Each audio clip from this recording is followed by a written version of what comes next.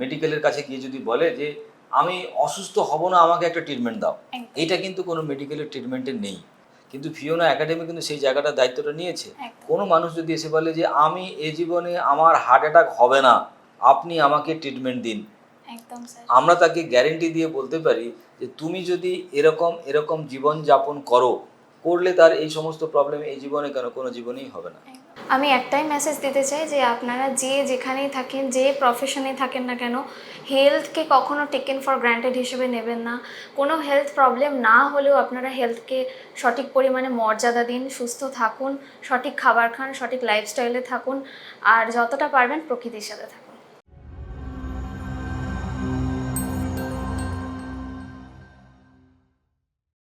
নমস্কার, আমরা কথা বলছিলাম অনেক পুষ্টিবিদদের সঙ্গে এবং জানার চেষ্টা করছিলাম ফিওনা একাডেমি থেকে নিউট্রিশন নিয়ে পড়াশোনা করার পরে তাদের ভবিষ্যৎ কেমন এবং সত্যি কি তারা সমাজকে সেবা পরিষেবা দিতে পারছে। তো এই নিয়ে আমরা অনেক নিউট্রিশনের সঙ্গে কথা বলেছি এবং জেনেছি সত্যি সত্যি তারা খুব সুন্দরভাবে আমাদের সমাজে প্রচুর প্রচুর মানুষকে পরিষেবা দিতে পারছেন। আজকে যার সঙ্গে কথা বলবো, স্নিগ্ধা হালদার। কোথা থেকে এসেছেন? কৃষ্ণনগর থেকে। তিনি একজন স্টুডেন্ট, এখনও তার ফিওনা একাডেমির পড়াশোনা কমপ্লিট হয়নি, কিন্তু তা সত্ত্বেও তার সঙ্গে আমি কথা বলছি জাস্ট জানার জন্য যে কেন ফিওনা একাডেমিকে স্নিগ্ধা বেছে নিয়েছে।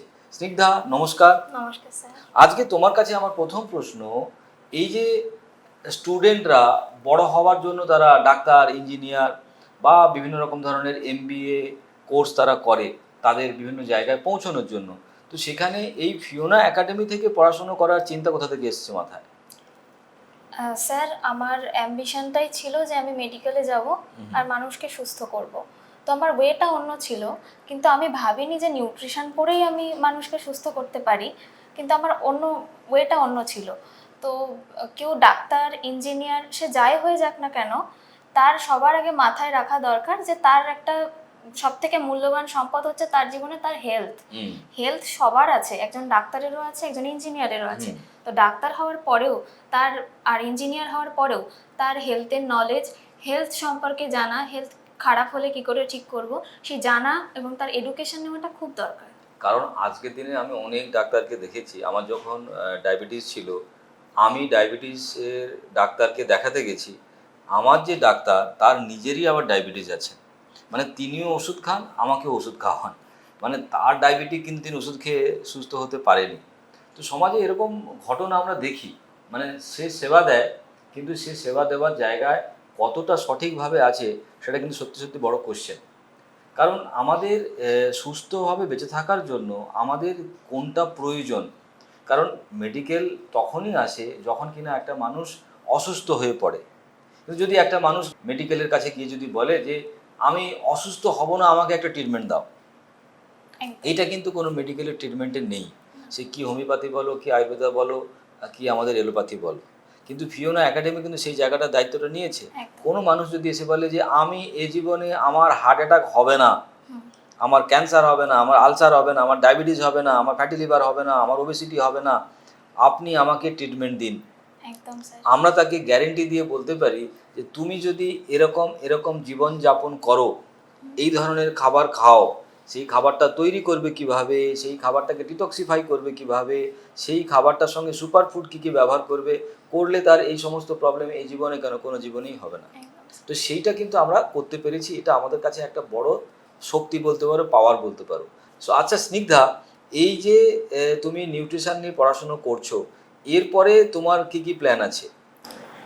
স্যার, আমি প্রচুর মানুষকে সুস্থতা দিতে চাই, যারা বহুদিন থেকে কোনো না কোনো সমস্যায় ভুগছে, এবং আপকামিং যদি কারোর যাতে কিছু না হয়, তো আমি তাদেরকে হেলথ সম্পর্কে অ্যালার্ট করতে চাই, অ্যাওয়্যার করতে চাই, এবং তাদেরকে আমি সুস্থতা দিতে চাই। আচ্ছা, আমাদের ফিওনা একাডেমিতে সব থেকে যেটা বড় বলে মানা হয় সেটা হচ্ছে খাদ্যাভ্যাস বা food. Food is our medicine. তো তুমি কি তোমার নিজের খাবারের মধ্যে কিছু পরিবর্তন নিয়ে এসছো? আগে যখন তুমি ফিওনা একাডেমিতে পড়াশুনো করোনি আর এখন স্নিগ্ধা ফিওনা একাডেমির একজন স্টুডেন্ট, এই দুটোর মধ্যে কতটা তোমার খাবারের পরিবর্তন এসছে? স্যার, আমি প্রায় অনেকটাই খাবারে পরিবর্তন আনতে পেরেছি।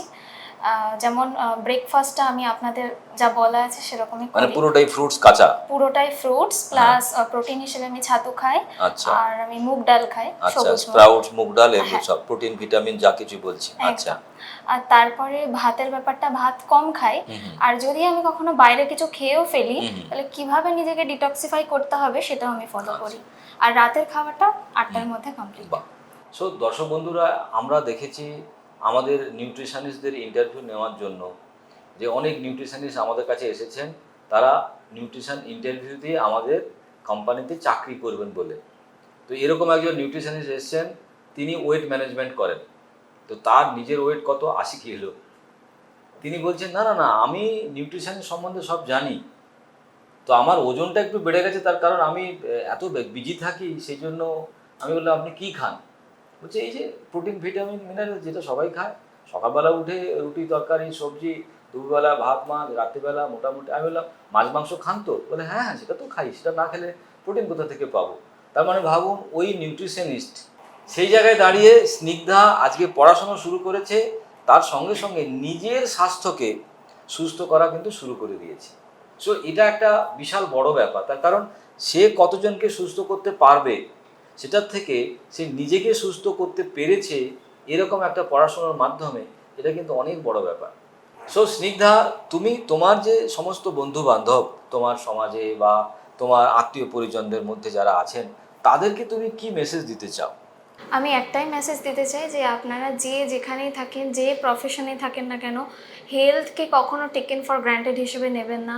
কোনো হেলথ প্রবলেম না হলেও আপনারা হেলথকে সঠিক পরিমাণে মর্যাদা দিন, সুস্থ থাকুন, সঠিক খাবার খান, সঠিক লাইফস্টাইলে থাকুন, আর যতটা পারবেন প্রকৃতির সাথে থাকুন। কারণ কি বলুন তো, হেলথ ইজ আওয়ার ওয়েলথ। মানে যদি আপনি মনে করেন আপনার সম্পদ, সব থেকে দামি সম্পদ কিন্তু আমাদের এই শরীর। আমরা ঘরের রং করছি, ঠিক আছে, আর আমাদের শরীর খুব দুঃখী হয়ে আছে। আমাদের জন্য এটা তো আমাদের ঘর, এই শরীরটা আমার ঘর। এই ঘরটা যেদিন আপনার সঙ্গে থাকবে না, সেদিন আপনি কোথায় থাকবেন মশাই? তাহলে এই ঘরটাকে মজবুত করা দরকার, আর এই ঘরটার প্রয়োজন সঠিক খাবার, যেটা আজকে স্নিগ্ধাদের মতো স্টুডেন্টরা বুঝতে পেরেছে এবং তারা তাদের জীবনে কিন্তু অলরেডি শুরু করে দিয়েছে।